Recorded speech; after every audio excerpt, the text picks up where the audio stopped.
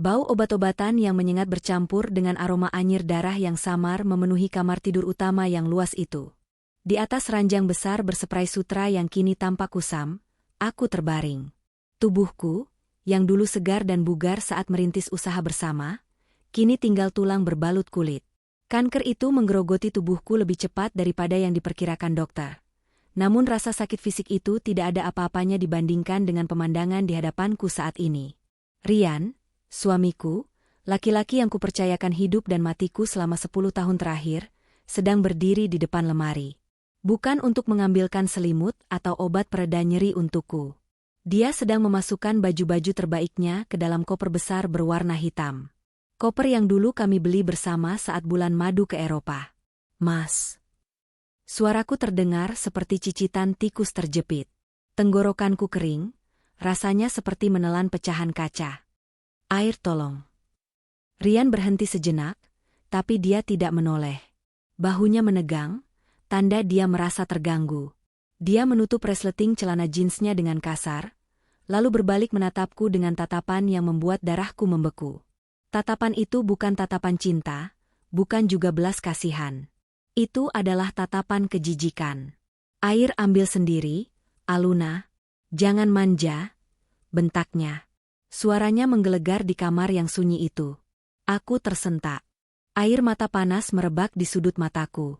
Untuk duduk saja aku harus mengumpulkan segenap tenaga.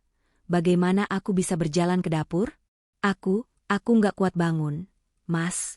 Perutku sakit sekali. Rintihku, mencoba meraih sisi tempat tidur. Rian mendengus kasar. Dia berjalan mendekat, tapi bukan untuk membantuku. Dia menyambar botol parfum mahal di meja rias, parfum yang kubelikan saat ulang tahunnya bulan lalu, dan menyemprotkannya ke tubuhnya dengan berlebihan. Wangi mask dan kayu cendana memenuhi ruangan, menyamarkan bau sakitku. Kamu itu sakit sedikit saja heboh, cibirnya sambil merapikan kerah kemejanya di depan cermin. Lihat dirimu.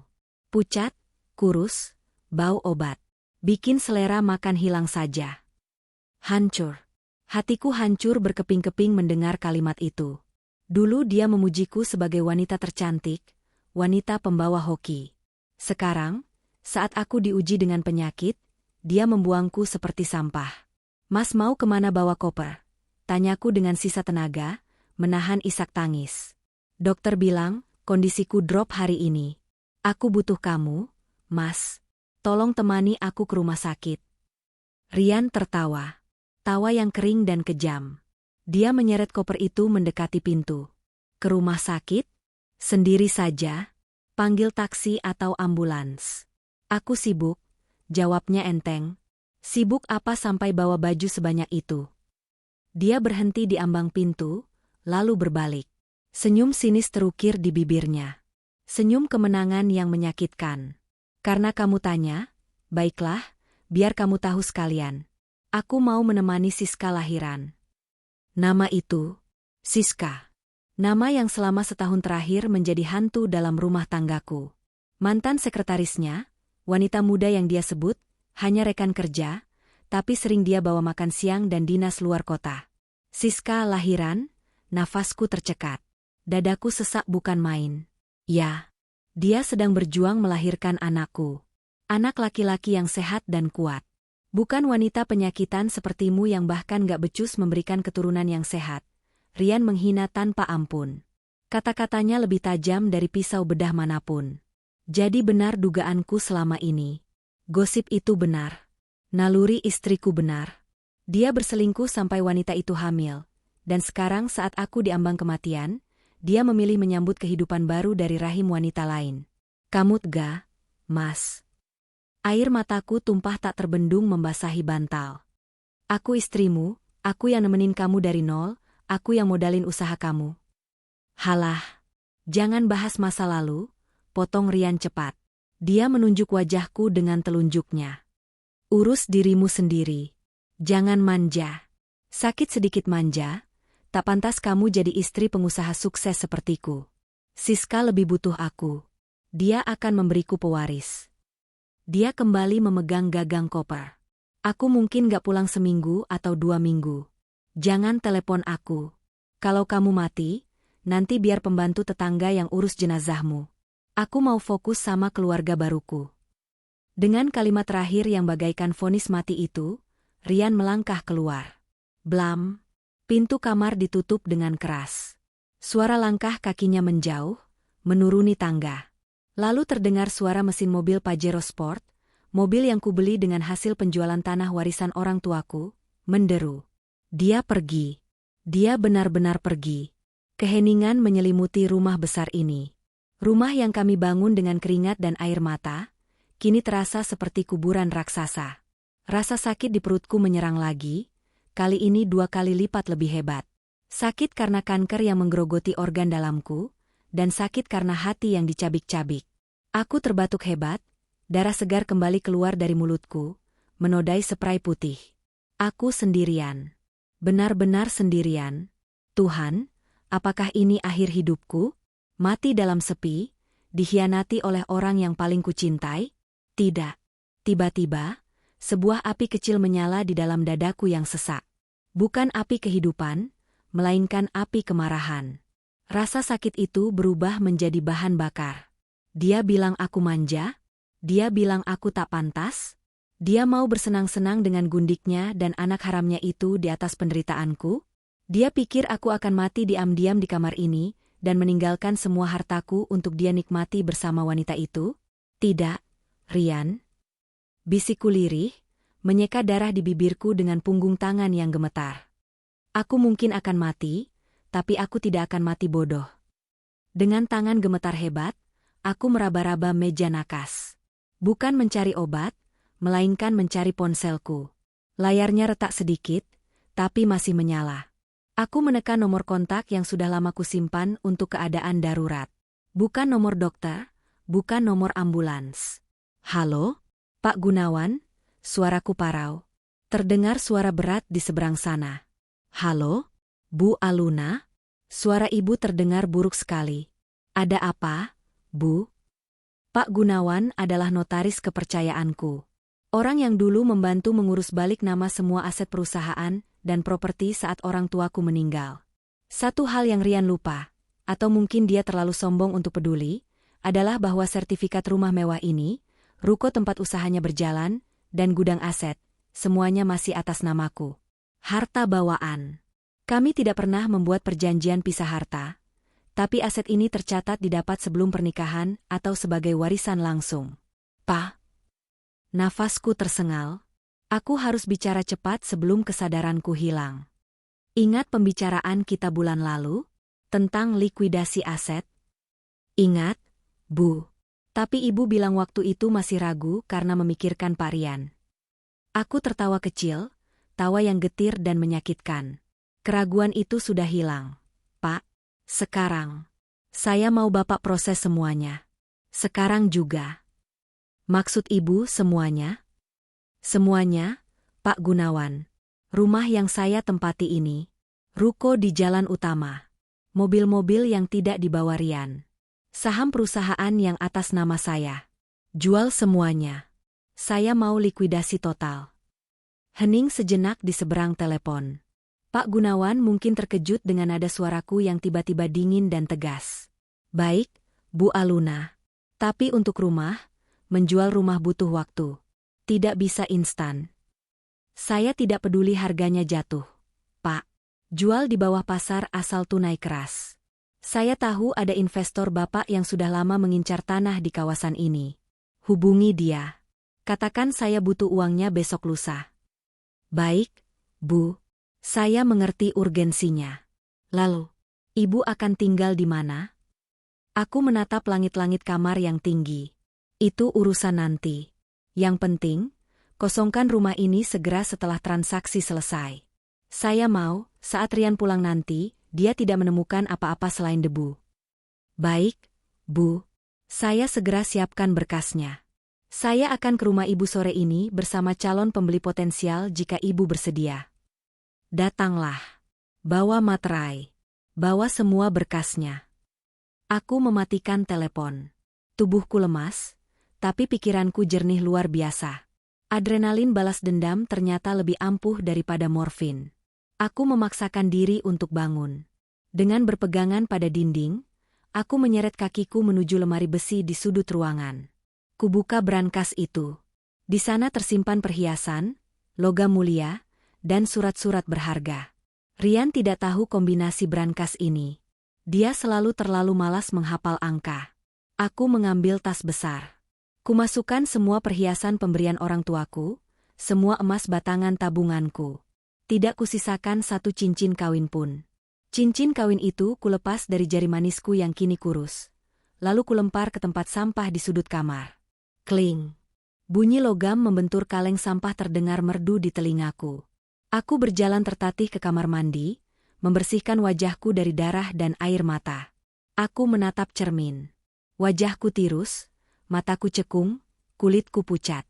Aku terlihat seperti mayat hidup. Tapi di mata cekung itu, ada sorot mata baru. Sorot mata wanita yang tidak lagi punya rasa takut. Kamu mau punya anak dari dia, Rian? Silakan, gumamku pada pantulan diriku sendiri. Nikmatilah kebahagiaan itu. Karena setelah ini, kamu tidak akan punya atap untuk menaungi anakmu itu. Sore harinya, Pak Gunawan datang membawa seorang pria berjas rapi. Dia adalah investor properti yang sudah lama mengincar lokasi rumahku untuk dijadikan restoran mewah. Prosesnya cepat. Karena aku menjualnya beserta isinya, kecuali barang pribadi Rian yang akan kubiarkan atau kubuang, harganya sedikit ditekan, tapi uang yang kudapat masih sangat besar.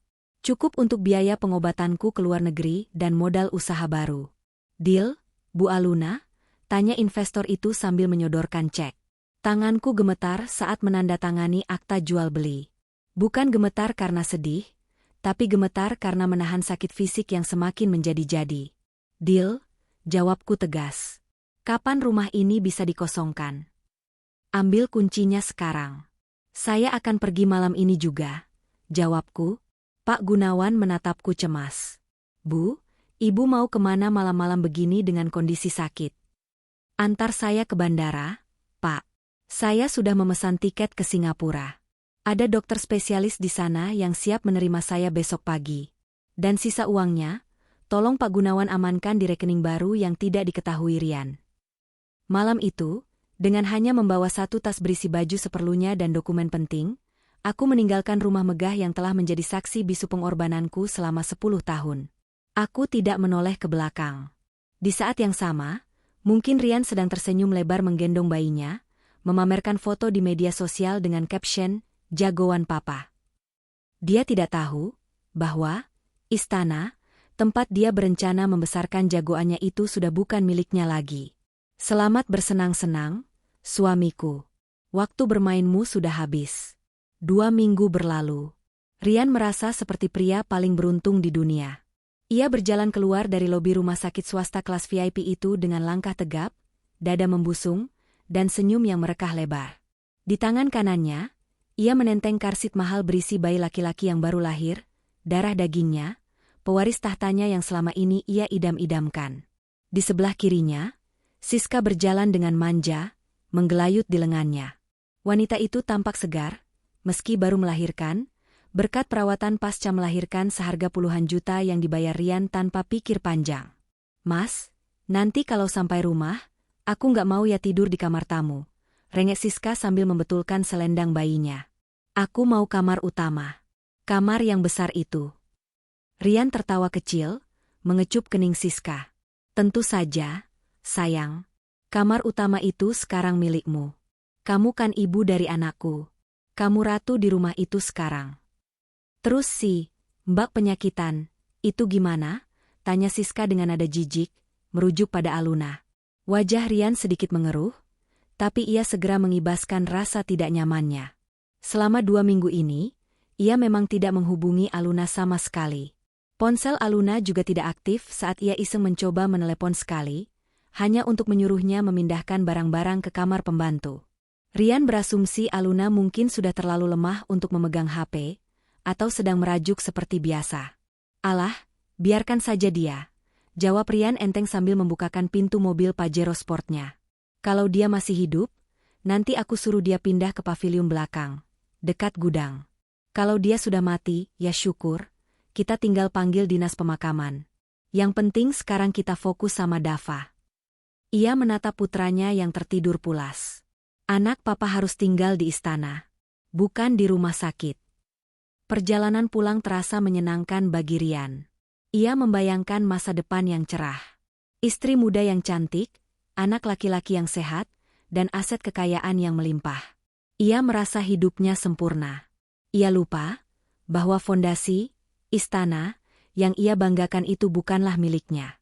Mobil memasuki kawasan perumahan elit tempat mereka tinggal. Rian bersenandung kecil. Namun, saat mobilnya berbelok ke jalan blok rumahnya, keningnya berkerut. Dari kejauhan, ia melihat keramaian di depan rumahnya. Ada truk material, ada beberapa mobil bak terbuka, dan suara bising alat pertukangan. "Mas, itu rumah kita kenapa ramai banget?" tanya Siska bingung. "Kamu lagi renovasi buat nyambut Dava?" Rian menggeleng, hatinya mulai tidak enak. "Aku nggak pesen tukang. Kok pagar depannya dibongkar?" Benar saja. Pagar besi tempa mewah yang dulu ia pilih bersama Aluna kini sudah tidak ada, digantikan oleh seng penutup proyek sementara. Di depan seng itu terpampang spanduk besar. "Segera dibuka, Restoran Royal Javanese Cuisine." Jantung Rian berdegup kencang. Ia menginjak rem mendadak tepat di depan gerbang yang kini dijaga oleh 2 orang satpam berseragam asing, bukan satpam komplek yang biasa ia kenal. "Apa-apaan ini?" seru Rian panik. Ia mematikan mesin dan melompat keluar mobil. Siska ikut turun, wajahnya panik. "Mas, kok jadi restoran? Rumah kita mana?" Rian tidak menjawab. Ia menerobos masuk mendekati pos satpam. "Hoi, siapa kalian? Siapa yang suruh bongkar pagar rumah saya?" bentaknya pada seorang mandor yang sedang mengarahkan tukang. Mandor itu, seorang pria parubaya berbadan tegap, menoleh santai. "Maaf, Pak. Bapak siapa ya? Jangan teriak-teriak di sini, ini properti pribadi. Saya pemilik rumah ini. Saya Rian." Rian menunjuk dadanya sendiri dengan emosi meledak-ledak. "Kalian ini maling ya? Masuk pekarangan orang tanpa izin. Mana istri saya? Mana Aluna?" Mandor itu mengerutkan kening, lalu mengambil sebuah clipboard. "Pak Rian? Tidak ada nama Bapak di daftar pemilik. Pemilik properti ini sekarang adalah Bapak Wijaya, dari Wijaya Group. Kami sedang renovasi untuk pembukaan cabang restoran baru." "Ngawur kamu." Rian meradang. Wajahnya merah padam. "Ini rumah saya. Sertifikatnya ada di..." Kata-kata Rian terhenti di tenggorokan. Ia teringat. Sertifikat rumah ini, atas nama Aluna. Warisan orang tua Aluna yang kemudian direnovasi menjadi rumah mewah menggunakan uang Aluna juga saat usaha Rian belum sukses. Tapi Rian selalu merasa itu miliknya karena dia adalah suami, kepala keluarga. "Mana mungkin dijual? Istri saya sakit keras. Dia nggak bisa bangun dari tempat tidur," teriak Rian, mencoba menyangkal kenyataan yang mulai merayap di benaknya. "Oh, Bu Aluna," salah satpam yang berjaga. Satpam itu merogoh laci pos dan mengeluarkan sebuah amplop coklat tebal. "Ibu pemilik lama menitipkan ini 2 minggu lalu. Katanya, kalau ada orang bernama Rian yang mengaku suaminya datang marah-marah, kasihkan ini." Tangan Rian gemetar saat menyambar amplop itu. Siska mendekat, mengintip dengan cemas sambil menggendong bayi yang mulai menangis karena kepanasan. Rian merobek amplop itu dengan kasar. Di dalamnya, ada fotokopi akta jual beli yang sudah distempel basah, dan secarik surat tulisan tangan. Tulisan tangan Aluna yang rapi, namun terasa tajam menusuk mata. Rian membaca surat itu, matanya membelalak lebar. "Untuk Rian. Saat kamu membaca ini, rumah ini sudah bukan rumahmu lagi. Aku sudah menjualnya tunai kepada Pak Wijaya sehari setelah kamu pergi menyeret koper demi wanita itu. Kamu bilang aku manja? Kamu bilang aku tak pantas? Nah, sekarang buktikan kepantasanmu sebagai laki-laki. Urus anak dan istri barumu dengan uangmu sendiri. Jangan harap menemukan 1 sen pun hartaku di sini. Ruko usahamu? Sudah kujual juga. Gudang? Sudah kosong. Mobil Alphard dan sedan yang biasa kamu pakai untuk gaya? Itu atas namaku, dan sudah diangkut oleh pembeli. Selamat menikmati hidup di jalanan, Mas. Anggap saja ini kado kelahiran anakmu. Tertanda, Aluna, yang kini sudah bahagia tanpamu. Bangsat. Rian meraung, meremas kertas itu dan membantingnya ke tanah. Kakinya lemas. Ia mundur beberapa langkah dan menabrak kap mobil Pajeronya. Mas, maksudnya apa? Rumahnya dijual? Terus kita tinggal di mana? Jerit Siska histeris. Bayi di gendongannya menangis semakin keras, melengking memekakan telinga. Dava kepanasan. Mas, aku butuh AC. Aku butuh istirahat. Kamu bilang kita mau pulang ke istana. Diam, bentak Rian pada Siska. Rian menatap rumah megah di balik seng itu. Rumah itu masih berdiri kokoh, tapi jiwanya sudah hilang. Pilar-pilar marmer yang ia banggakan, taman luas tempat ia biasa berpesta BBQ dengan teman-temannya, semuanya lenyap dalam sekejap mata. Pak, kata satpam itu dengan nada tegas, mengusir. Silakan memindahkan mobil Bapak. Truk semen mau masuk. Kalau tidak, kami panggil polisi atas tuduhan mengganggu ketertiban. Kalian tidak tahu siapa saya? Desis Rian, tapi suaranya tak lagi bertenaga. Kami tidak peduli. Perintah pemilik baru jelas, dilarang ada orang asing masuk.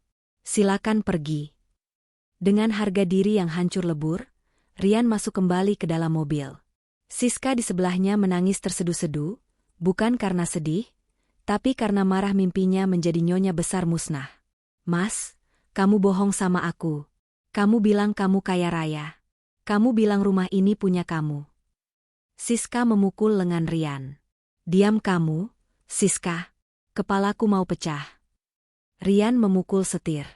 Ia menyalakan mesin mobil dan melaju pergi dari sana tanpa tujuan. Di tengah jalan, Rian menepikan mobil. Tangannya gemetar saat membuka aplikasi mobile banking di ponselnya. Ia ingin mengecek saldo rekening perusahaan.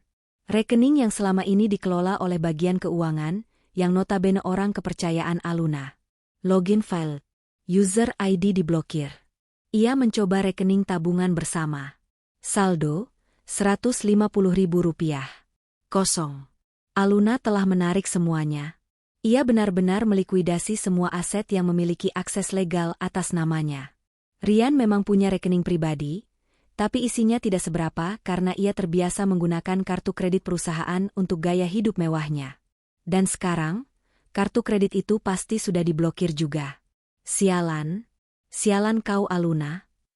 Rian memukul dashboard mobil berkali-kali hingga tangannya sakit. Kau tega melakukan ini padaku. Aku suamimu. Rian lupa bahwa dialah yang lebih dulu membuang Aluna saat wanita itu sekarat. Karma tidak butuh alamat untuk sampai ke tujuannya. Ia datang dengan presisi yang mematikan. Hari mulai gelap. Langit Jakarta yang mendung seolah menertawakan nasib Rian. Di dalam mobil yang mulai kehabisan bensin itu, aroma parfum bayi dan susu bercampur dengan bau keringat kepanikan. Mas, susu Dava habis. Popoknya juga tinggal dikit. Kita mau ke hotel mana? Tanya Siska lirih, nadanya menuntut. Jangan hotel melati ya, aku nggak mau anakku kena kuman. Rian menatap dompetnya. Uang tunai tinggal beberapa lembar ratusan ribu. Kartu kreditnya mati. Rumahnya hilang. Rukonya lenyap.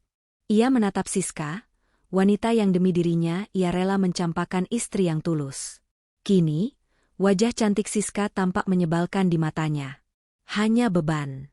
Hanya tuntutan. Kita ke rumah ibumu, kata Rian datar. Apa? Rumah ibuku di gang sempit. Mas, panas. Sempit. Nggak ada AC. Mas gila ya? Siska membelalak. Pilihan lainnya adalah tidur di mobil ini. Rian meledak. Matanya merah menyala. Uangku habis. Aluna mengambil semuanya. Kau dengar? Semuanya. Siska terdiam, syok. Tangisan bayi Dava semakin kencang, mengisi keheningan yang mencekam di dalam mobil mewah yang sebentar lagi mungkin juga akan ditarik leasing jika BPKB-nya ternyata juga dipegang Aluna. Rian menyandarkan kepalanya ke setir. Air matanya menetes. Bukan air mata penyesalan karena menyakiti Aluna, melainkan air mata kemarahan karena kalah. Ia kalah telak.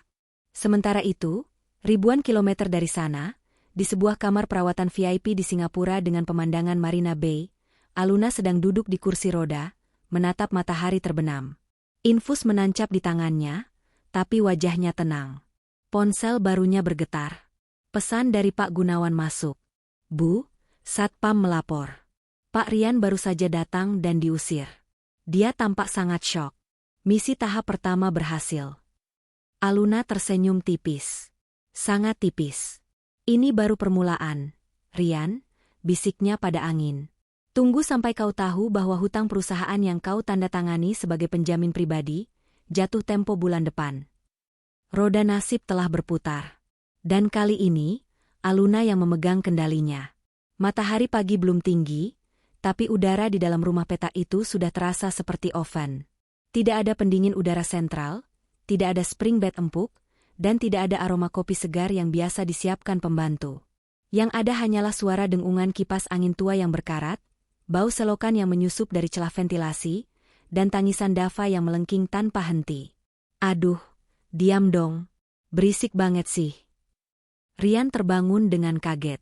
Ia melihat Siska sedang duduk di tepi kasur busa tipis yang diletakkan di lantai, mengguncang-guncang tubuh bayi merah itu dengan kasar.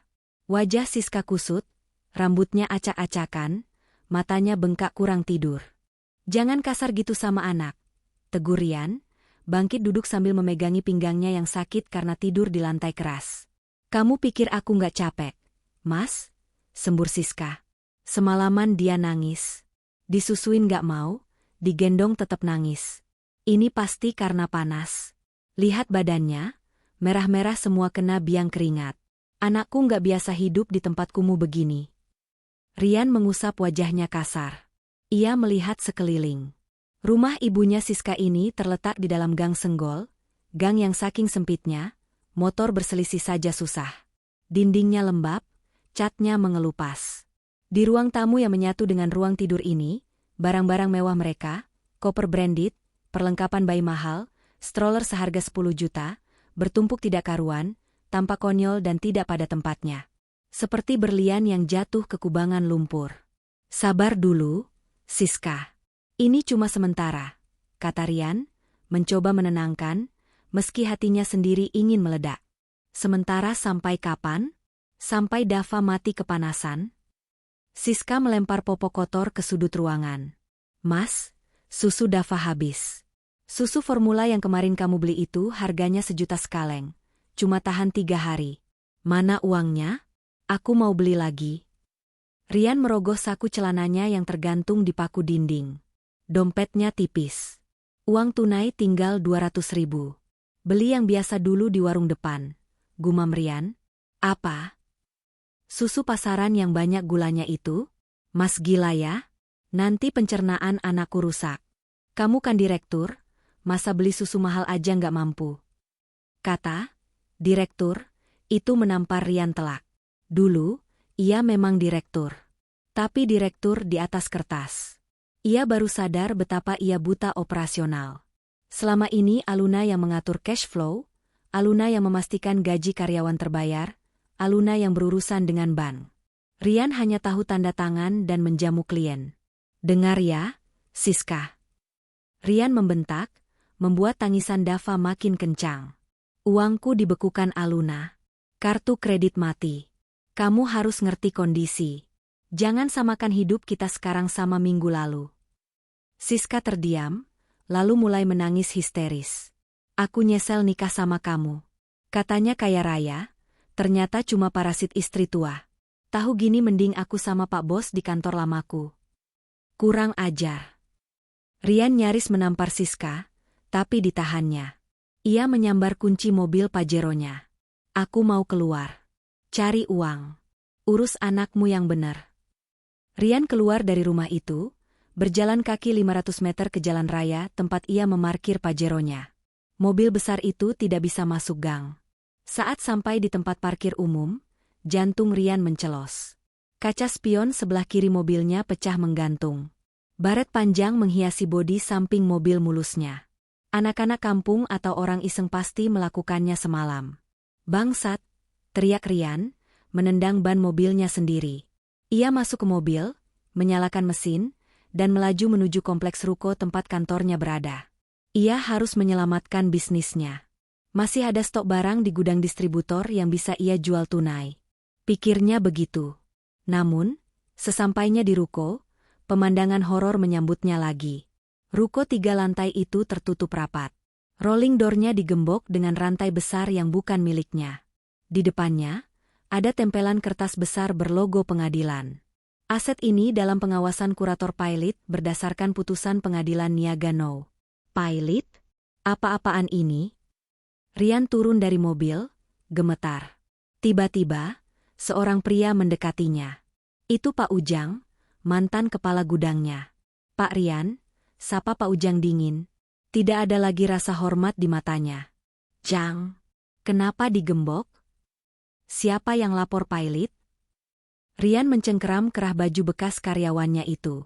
Pak Ujang menepis tangan Rian kasar. Bapak jangan pura-pura bego. Vendor bahan baku yang Bapak tanda tangani 3 bulan lalu itu, mereka menuntut pembayaran. Total hutang 2 miliar. Jatuh tempo minggu lalu. Rian ternganga. Tapi kan biasanya Aluna yang atur pembayaran. Bu Aluna sudah mundur dari jabatan komisaris dan manajemen sejak sebulan lalu.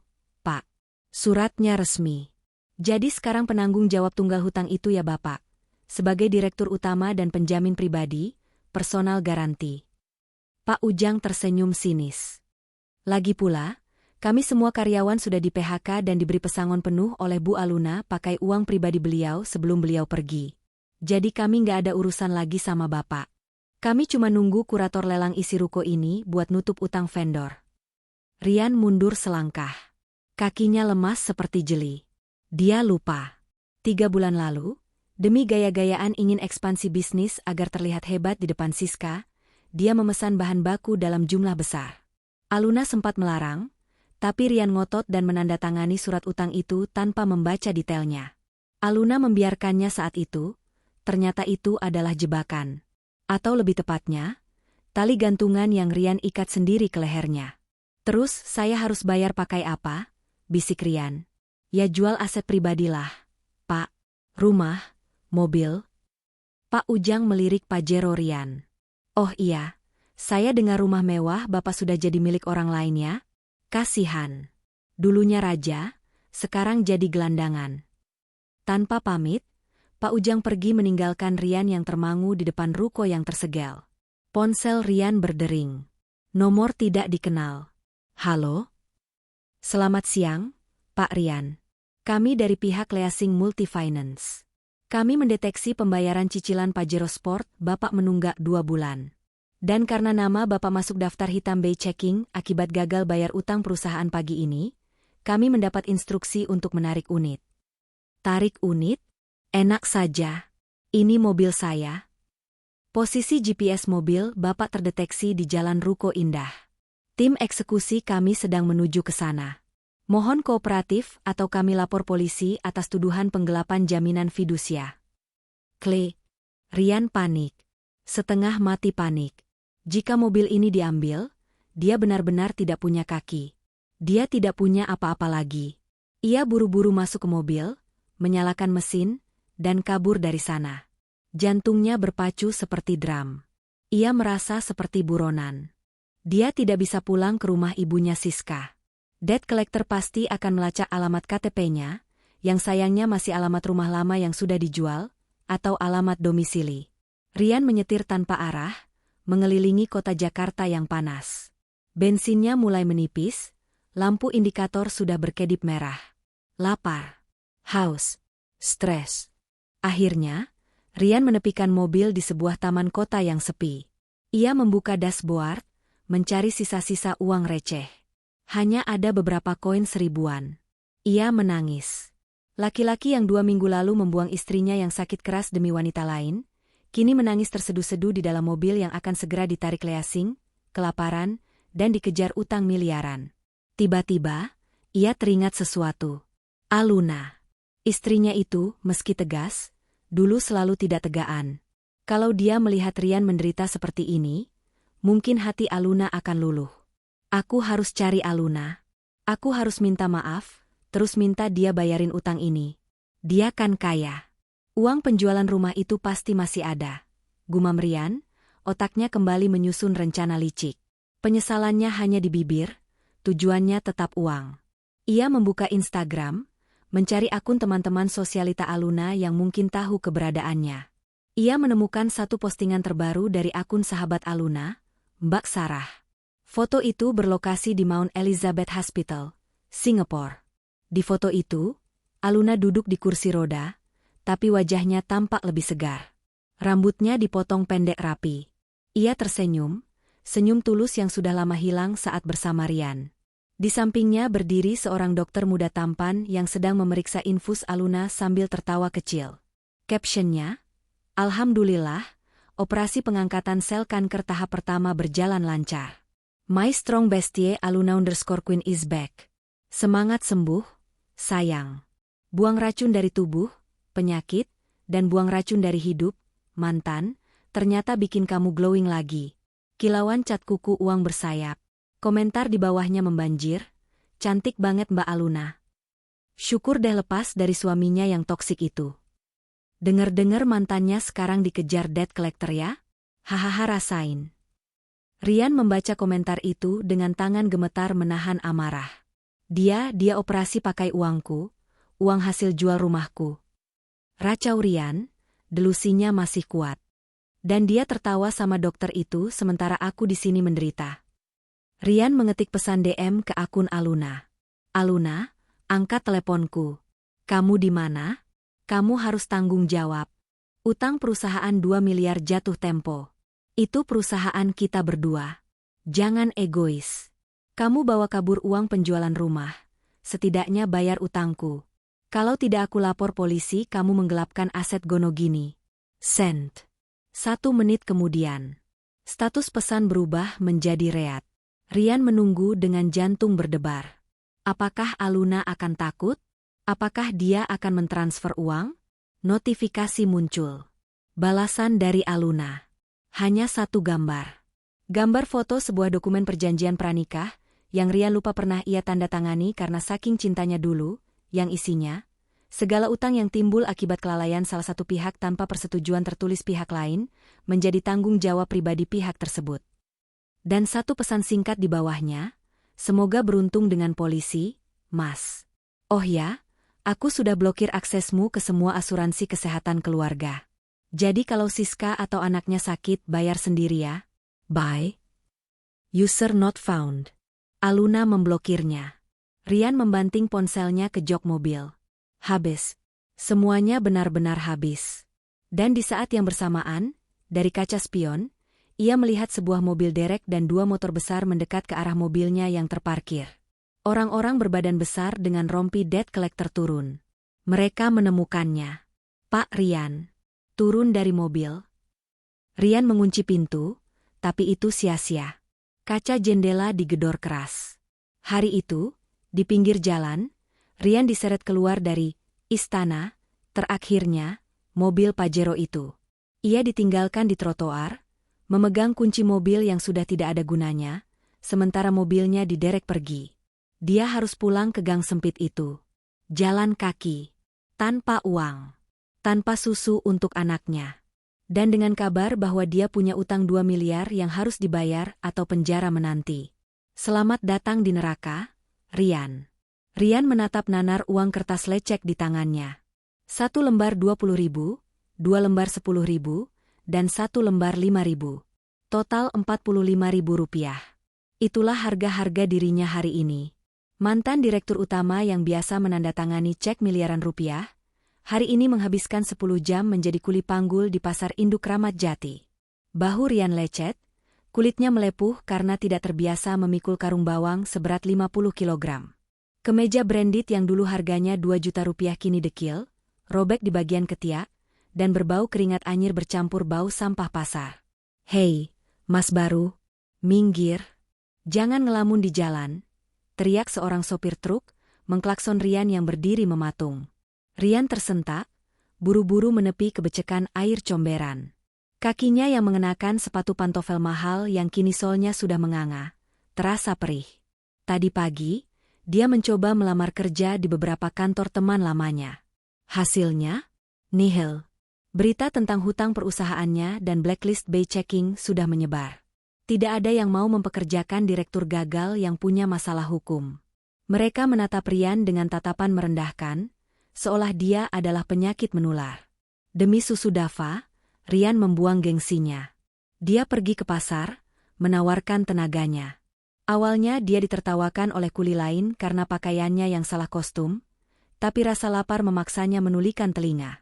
Rian berjalan tertatih menuju minimarket di pinggir pasar. Tangannya gemetar saat mengambil kotak susu formula paling murah. Merek yang tidak pernah ia dengar sebelumnya. Harganya 35.000. Masih sisa 10.000, gumamnya. Cukup buat beli nasi bungkus satu untuk dimakan berdua sama Siska. Rian membayangkan wajah Siska. Mungkin wanita itu akan marah karena dia pulang membawa uang sedikit. Tapi setidaknya dia berusaha. Bukan? Rian berharap penderitaan ini akan membuat mereka saling menguatkan. Bukankah cinta diuji saat susah? Betapa naifnya Rian. Langkah Rian terhenti di depan pintu rumah ibunya Siska. Ada yang aneh. Pintu rumah terbuka lebar. Tidak ada suara tangisan Dava yang biasanya melengking. Perasaan Rian tidak enak. Siska, panggilnya sambil masuk. Rumah itu berantakan. Lebih berantakan dari biasanya. Lemari plastik tempat baju Siska terbuka, isinya kosong melompong. Baju-baju Rian berserakan di lantai, seolah habis diacak-acak orang yang mencari barang berharga yang terselip. Di tengah ruangan, di atas kasur tipis yang bau ompol, Dava tergeletak sendirian. Bayi itu tidak menangis, tapi wajahnya merah padam, bibirnya kering pecah-pecah. Dia tertidur karena kelelahan menangis. Siska? Rian berteriak panik, menjatuhkan kantong plastik berisi susu dan nasi bungkus. Dia berlari ke dapur, ke kamar mandi. Kosong. Ibu Siska juga tidak ada. Tetangga bilang ibunya Siska sudah dijemput saudaranya di kampung sejak kemarin, karena tidak tahan dengan keributan Rian dan Siska. Rian kembali ke ruang tengah dan menemukan secari kertas di atas meja TV yang berdebu. Kertas sobekan bungkus rokok, dengan tulisan lipstik merah yang berantakan. Rian, aku nyerah. Aku nggak bisa hidup miskin. Aku nikah sama kamu buat jadi nyonya, bukan jadi istri kuli. Tadi siang mantanku datang. Dia mau terima aku lagi asal aku nggak bawa anak. Jadi, Dava aku tinggal. Dia anak kamu, urus sendiri. Jangan cari aku. Aku mau hidup enak. Siska. Rian meremas kertas itu hingga hancur. Lututnya goyah, ia ambruk ke lantai. Aargh. Teriakan frustrasi Rian memecah keheningan sore itu. Teriakan penyesalan yang terlambat, teriakan kemarahan pada takdir, dan teriakan kebencian pada dirinya sendiri. Dia telah mencampakkan Aluna. Wanita yang setia menemaninya dari nol, wanita yang bahkan saat sakit keras masih memikirkan masa depan perusahaan, sebelum dikhianati. Aluna yang tidak pernah mengeluh saat mereka dulu makan mie instan dibagi dua. Demi apa? Demi Siska. Wanita yang meninggalkannya begitu uangnya habis. Wanita yang bahkan tega meninggalkan bayi kandungnya sendiri demi laki-laki lain. Suara teriakan Rian membuat Dava terbangun. Bayi malang itu menangis lemah. Suaranya serak, nyaris tak terdengar. Rian merangkak mendekati anaknya. Hatinya hancur melihat kondisi Dava. Popoknya penuh kotoran, sudah kering dan menimbulkan ruam merah yang parah di kulit pantatnya. Badannya panas tinggi. Maafin papa, nak, maafin papa. Isak Rian sambil menggendong tubuh kecil yang demam itu. Rian bingung. Dia harus apa? Susu? Ya, susu. Dengan tangan gemetar, Rian menyeduh susu murah yang baru dibelinya dengan air dari termos yang untungnya masih hangat. Botol susu Dava kotor, berkerak sisa susu kemarin yang basi. Rian mencucinya asal-asalan di keran, lalu memasukkan susu baru. Ia menyodorkan dot ke mulut Dava. Bayi itu menyedotnya dengan rakus karena kelaparan. Namun, 5 menit kemudian, huek, Dava memuntahkan semua susu itu. Cairan putih menyembur membasahi baju kotor Rian. Dava menangis lagi, kali ini sambil memegang perutnya yang keras. Diar, susu murah itu tidak cocok dengan perutnya yang biasa minum susu premium, atau mungkin karena botolnya yang tidak higienis. Ya Tuhan, jangan siksa anakku. Rian menangis, memeluk Dava yang lemas. Rian mengecek saku celananya. 10.000 rupiah. Cuma itu yang dia punya. Tidak cukup untuk ke dokter. Tidak cukup untuk beli obat. Tiba-tiba, pintu kontrakan digedor keras. Dok, dok, dok. Keluar lo Rian. Bayar utang. Jantung Rian berhenti berdetak. Suara itu bukan suara debt collector leasing mobil. Itu suara rentenir lokal. Rian ingat, seminggu lalu saat uangnya benar-benar habis, dia nekat meminjam 5 juta rupiah ke Lintah Darat Pasar untuk biaya hidup, dengan jaminan KTP. Buka atau kami bakar rumah ini. Rian panik setengah mati. Dia menggendong Dava erat-erat.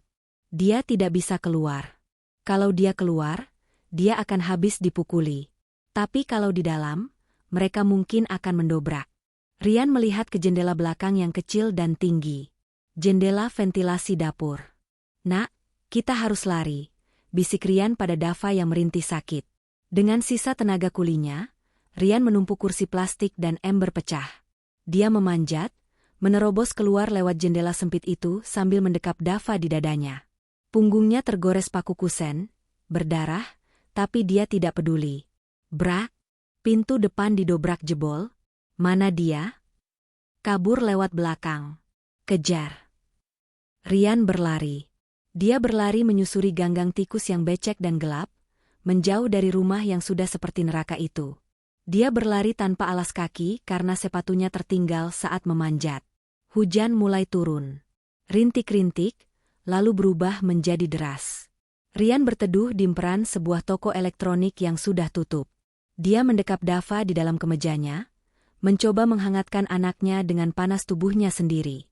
Di balik kaca etalase toko itu, ada sebuah televisi yang menyala, menampilkan saluran berita hiburan. Rian mendongak, menatap layar TV itu. Berita selebriti dan sosialita.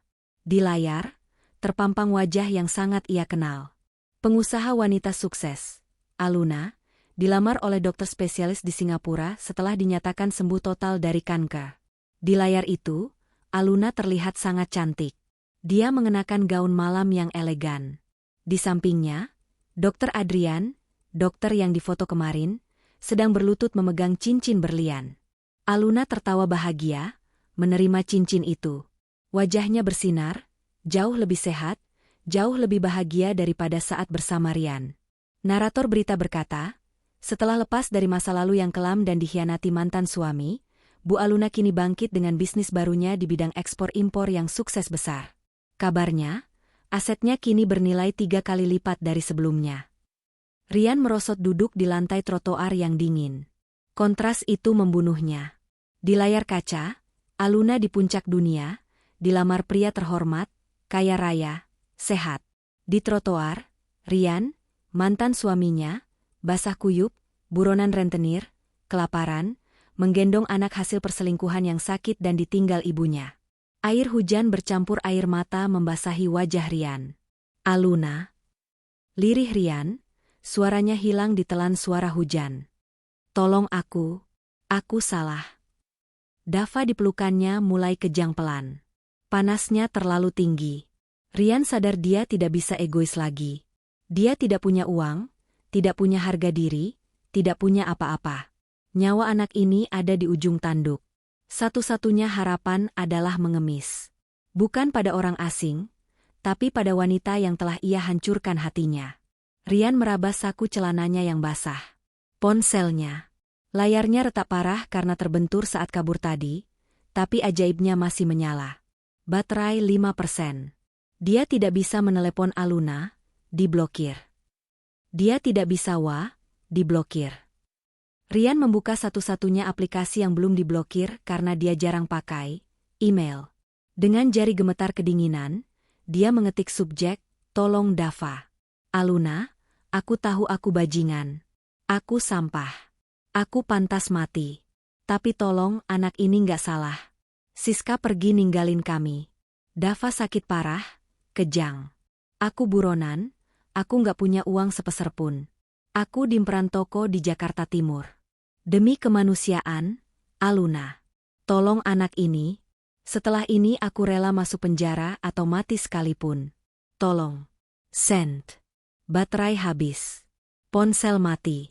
Rian mendekap Dava yang kini tidak bergerak. Hanya napasnya yang memburu. Bertahanlah, nak. Papa sedang mencoba merendahkan harga diri serendah-rendahnya demi kamu. Rian menunggu dalam dingin, berharap hati Aluna masih menyisakan sedikit belas kasih, meski Rian tahu dia tidak pantas mendapatkannya. Di Singapura, ponsel Aluna berdenting. Sebuah notifikasi email masuk saat dia sedang makan malam romantis dengan Adrian. Aluna membuka ponselnya. Wajahnya yang tersenyum perlahan berubah datar. Sangat dingin. "Siapa, sayang?" tanya Adrian. "Masa lalu," jawab Aluna singkat. Dia membaca email itu. Matanya menatap kata-kata putus asa Rian. Ada gejolak di hatinya. Benci? Dendam?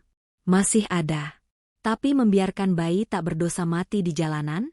Aluna menarik napas panjang. Dia menatap Adrian. "Adrian, ada keadaan darurat di Jakarta. Anak dari mantan suamiku, kritis dan terlantar." Adrian, yang tahu semua cerita Aluna, menggenggam tangan wanitanya. "Apa yang mau kamu lakukan? Kamu mau menolong pria yang hampir membunuhmu itu?" Aluna menggeleng tegas. "Bukan menolong prianya, tapi bayinya. Aku bukan monster seperti mereka." Aluna mengangkat teleponnya, menghubungi Pak Gunawan di Jakarta. "Pak Gunawan, saya kirim lokasi. Segera kirim ambulans swasta terbaik ke sana. Ambil bayinya. Bawa ke NICU rumah sakit terbaik. Masukkan tagihannya ke rekening pribadi saya." "Baik, Bu. Lalu bagaimana dengan Pak Rian? Apakah dia ikut dibawa?" Mata Aluna berkilat tajam. "Tidak. Tinggalkan dia di sana. Pesankan saja taksi untuk mengantarnya ke kantor polisi terdekat. Karena saya baru saja mendapat info dari kurator bahwa ada laporan penggelapan uang perusahaan yang perlu dia pertanggungjawabkan malam ini juga. Selamatkan bayinya. Penjarakan bapaknya." Aluna menutup telepon. Dia kembali tersenyum pada Adrian. "Selesai. Ayo lanjutkan makannya." Malam itu, nasib Rian ditentukan. Cahaya lampu rotar biru membelah kegelapan malam yang hujan. Suara sirine meraung-raung, memecah keheningan jalanan toko yang sepi. Rian, yang menggigil kedinginan di emperan toko, mengangkat wajahnya. Harapan menyeruak di dadanya yang sesak. "Aluna, dia benar-benar mengirim bantuan," bisiknya dengan bibir gemetar yang membiru. Ia mendekap Dava lebih erat. "Bertahan, nak. Bantuan datang." Sebuah ambulans mewah bertuliskan Emergency VIP Unit berhenti tepat di depan trotoar. 3 orang petugas medis berseragam rapi melompat turun dengan sigap. Mereka tidak bertanya banyak, langsung menghampiri Rian. "Bayi atas nama Dava?" tanya salah satu petugas. Ya, dia kejang, demam tinggi," seru Rian, menyerahkan buntalan tubuh kecil itu kepada petugas medis. Dengan cekatan, petugas itu memeriksa Dava, memasangkan masker oksigen ukuran bayi, dan membungkusnya dengan selimut termal. Kondisinya kritis, dehidrasi berat dan sepsis. "Harus segera masuk ICU," kata petugas itu kepada rekannya. Mereka bergegas membawa Dava masuk ke dalam ambulans yang hangat dan penuh peralatan canggih. Rian bangkit, kakinya goyah tapi ia memaksakan diri untuk ikut melangkah menuju pintu ambulans. "Saya ikut. Saya ayahnya." Namun, sebuah tangan kekar menahan dadanya. Bukan tangan petugas medis. Rian menoleh. Di belakang ambulans, sebuah mobil patroli polisi baru saja berhenti. 2 orang petugas berseragam coklat berdiri tegak di hadapannya, menatapnya dengan sorot mata tajam tanpa ampun. "Maaf, Pak. Ambulans ini khusus instruksi untuk mengevakuasi pasien bayi. Tidak ada instruksi untuk membawa penumpang lain," kata petugas medis itu dingin, lalu menutup pintu ambulans tepat di depan hidung Rian. "Tunggu. Anak saya, Dava." Rian menggedor kaca pintu belakang ambulans. Mobil itu melaju pergi, membawa satu-satunya hal berharga yang tersisa dari hidup Rian, menuju keselamatan yang dibiayai oleh wanita yang ia hianati. "Saudara Rian Susanto," suara berat polisi di belakangnya terdengar seperti vonis hakim. Rian berbalik perlahan. "Ya, saya Rian. Pak, tolong saya mau menyusul anak saya." "Anda kami tangkap. potong polisi itu sambil mengeluarkan borgol perak yang berkilau di bawah lampu jalan. Apa? Tangkap? Salah saya apa? Rian mundur, menabrak rolling door toko. Atas laporan dugaan penggelapan dana perusahaan PT Rian Abadi, penipuan terhadap investor, dan pelanggaran undang-undang fidusia karena menyembunyikan aset jaminan. Surat penangkapan sudah terbit sore ini. Ini salah paham. Itu perusahaan istri saya juga. Rian berteriak histeris saat tangannya dipuntir ke belakang dan besi dingin melingkari pergelangan tangannya. Jelaskan saja di kantor polisi. Anda punya hak untuk diam, tapi Anda tidak punya hak untuk lari lagi. Rian diseret masuk ke dalam mobil patroli. Di dalam mobil yang berbau apek itu, ia melihat ambulans yang membawa Dava sudah menghilang di kejauhan. Aluna menyelamatkan darah dagingnya, tapi membiarkan pembuatnya membusuk. Rian sadar, ini bukan sekadar bantuan. Ini adalah eksekusi. Aluna telah memisahkan Rian dari satu-satunya alasan dia untuk tetap merasa manusiawi. 3 bulan kemudian. Lembaga Pemasyarakatan, Lapas, Cipinang. Suara peluit sipir melengking, membangunkan ratusan narapidana yang tidur berhimpitan seperti ikan sarden. Rian membuka matanya. Punggungnya sakit luar biasa karena tidur beralaskan tikar tipis di lantai semen yang dingin. Tidak ada lagi kasur king coil, tidak ada AC, tidak ada selimut sutra. Yang ada hanya bau keringat, bau pesing dari toilet yang mampet di sudut sel, dan dengkuran kasar teman satu selnya. Seorang residivis kasus pembegalan bertato naga di seluruh wajah. Hei, anak baru, pijitin kaki gue, bentak si residivis sambil menendang paha Rian. Rian, mantan direktur utama yang dulu bahkan tidak mau memegang gagang pintu toilet umum, kini merangkak mendekat. Dengan tangan yang kasar dan kuku menghitam, ia memijat kaki kotor narapidana itu. Yang bener mijitnya. Lemes banget kayak bencong. Plah, sebuah tamparan mendarat di kepala botak Rian. Rambutnya sudah dicukur habis saat masuk sini. Hilang sudah ketampanan yang dulu ia banggakan untuk memikat wanita. Wajahnya kini tirus, matanya cekung, dan ada bekas luka di pelipisnya, hadiah dari perpeloncoan minggu pertama.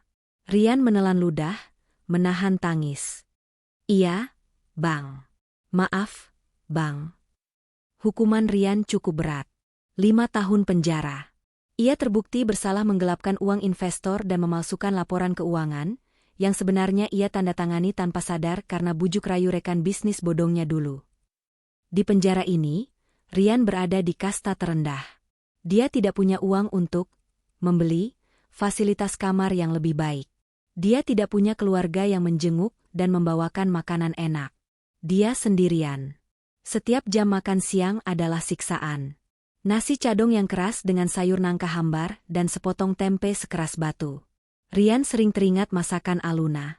Sop buntut buatan Aluna, ayam bakar madu, sambal goreng ati. Air matanya menetes ke piring seng. Nyesel. Bisiknya lirih. Kata itu sudah jutaan kali ia ucapkan, tapi tidak pernah mengubah apapun. Tiba-tiba, seorang sipir memanggil namanya. Rian Susanto. Ada kunjungan. Jantung Rian berdegup kencang. Siapa? Apakah Siska kembali? Atau ibunya Siska? Atau mungkin Aluna? Dengan langkah gemetar, Rian berjalan menuju ruang kunjungan. Ia merapikan baju tahanan oranyenya yang kusam, berharap terlihat sedikit layak. Di balik kaca pembatas, duduk seorang wanita. Bukan Siska. Itu Aluna. Rian terpaku. Aluna terlihat luar biasa. Dia mengenakan blazer putih bersih yang membalut tubuhnya yang sehat dan berisi. Rambutnya hitam berkilau, wajahnya segar dengan riasan tipis namun elegan. Aura kesuksesan memancar darinya begitu kuat, hingga rasanya menyilaukan mata Rian yang terbiasa dengan kegelapan penjara. Di jari manis Aluna, melingkar cincin berlian yang indah.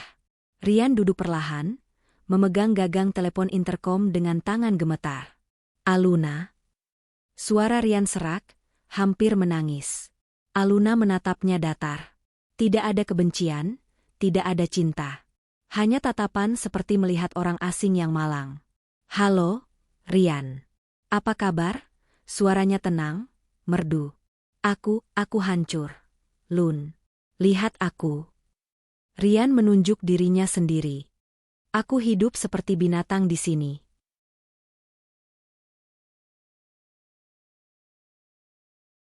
Itu konsekuensi pilihanmu, Mas, jawab Aluna singkat.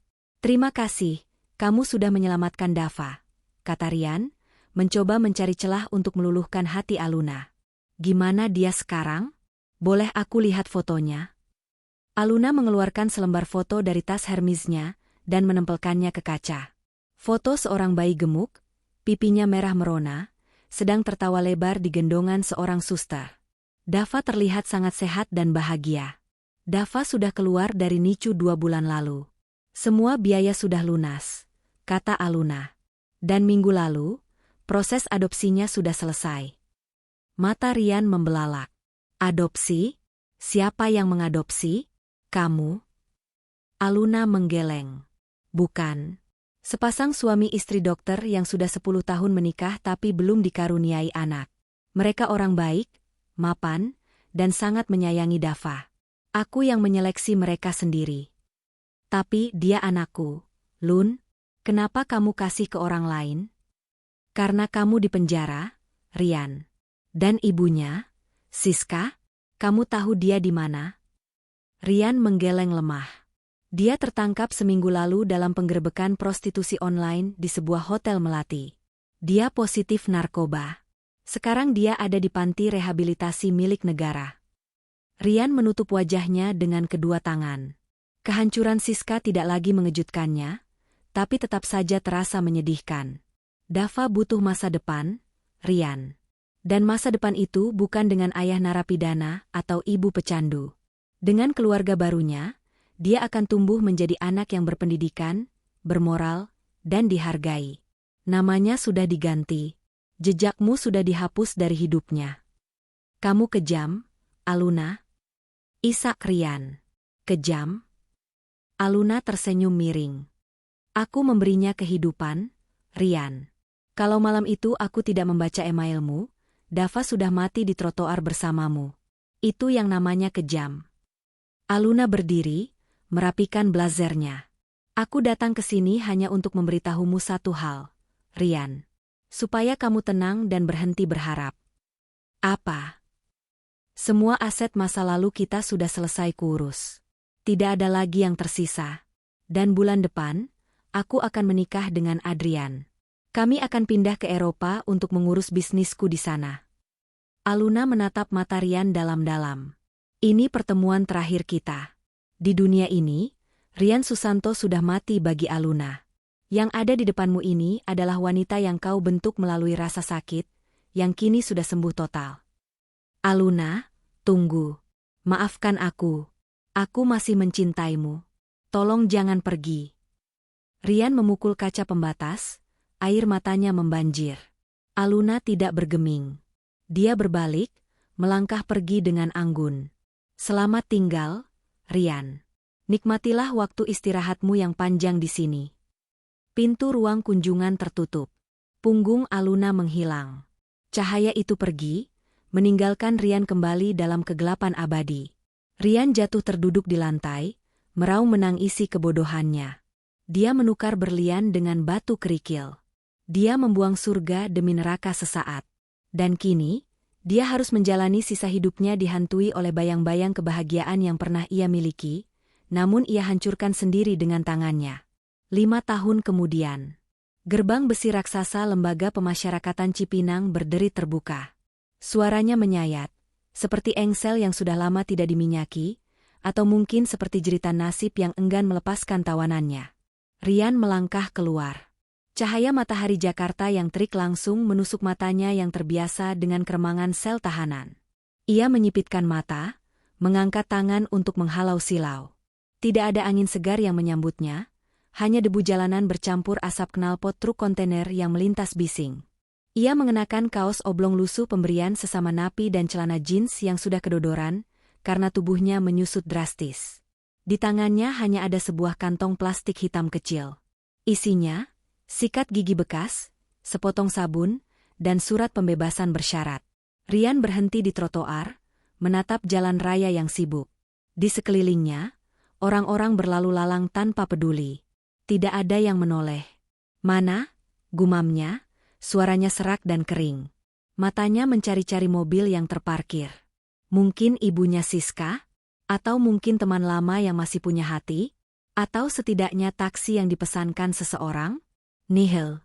15 menit berlalu. 30 menit. 1 jam. Rian masih berdiri seperti patung yang terlupakan. Kakinya mulai gemetar karena lapar. Uang saku yang diberikan lapas hanya cukup untuk ongkos angkot dan 1 kali makan di warteg. Kenyataan menghantamnya lebih keras dari pukulan sipir. Tidak ada yang menunggunya. Dunia tidak berhenti berputar saat dia di dalam penjara.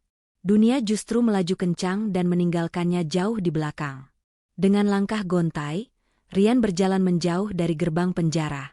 Ia tidak punya tujuan. Rumah mewahnya dulu sudah jadi restoran. Rumah kontrakan Siska? Dia bahkan tidak tahu apakah tempat itu masih ada. Ia memutuskan menggunakan sisa uang recehnya untuk naik angkot menuju alamat terakhir panti rehabilitasi tempat Siska dirawat, seperti yang pernah diceritakan Aluna 5 tahun lalu. Ada sedikit harapan di hatinya. Mungkin Siska sudah sembuh? Mungkin mereka bisa memulai lagi dari nol bersama-sama? 2 orang hancur yang saling menopang? Sesampainya di panti rehabilitasi sosial di pinggiran Jakarta Timur, Rian disambut oleh seorang petugas administrasi yang tampak lelah. Siska Aryani? Petugas itu membolak-balik buku arsip tua yang berdebu. Sebentar. Jari telunjuk petugas itu berhenti di sebuah baris. Wajahnya berubah datar. Bapak siapanya? Saya suaminya. Mantan suaminya? Jawab Rian ragu. Oh alah. Pak, Bu Siska sudah meninggal 3 tahun lalu. Lutut Rian lemas. Ia berpegangan pada pinggiran meja. Meninggal? Kenapa? Komplikasi, Pak. Paru-parunya rusak parah, ditambah infeksi HIV yang baru ketahuan saat dia masuk sini. Kondisinya sudah terlalu buruk saat dibawa polisi waktu itu. Jenazahnya dimakamkan di TPU Umum Pondok Ranggon, di blok orang terlantar karena keluarganya di kampung menolak menerima jenazahnya. Rian terdiam. Siska, wanita yang demi dia Rian rela menghancurkan rumah tangganya yang sempurna. Wanita yang bersamanya menikmati uang haram hasil menjual aset Aluna, berakhir di liang lahat sebagai jenazah tak bertuan. Terima kasih, bisik Rian. Ia keluar dari gedung itu dengan jiwa yang kosong melompong. Sekarang dia benar-benar sendirian di muka bumi. 2 minggu kemudian. Jakarta tidak ramah bagi mantan narapidana berusia 40-an tanpa keahlian fisik dan tanpa ijazah. Ijazah aslinya hilang entah kemana saat penggusuran kontrakan dulu. Rian belajar bahwa gelar, mantan direktur, tidak laku dijual di jalanan. Kini, Rian memiliki kantor baru. Bukan gedung bertingkat kaca, melainkan kolong jembatan layang di daerah Tanah Abang. Seragam, dinasnya adalah kaos kucel yang sudah berubah warna menjadi coklat daki, dan karung goni di pundaknya.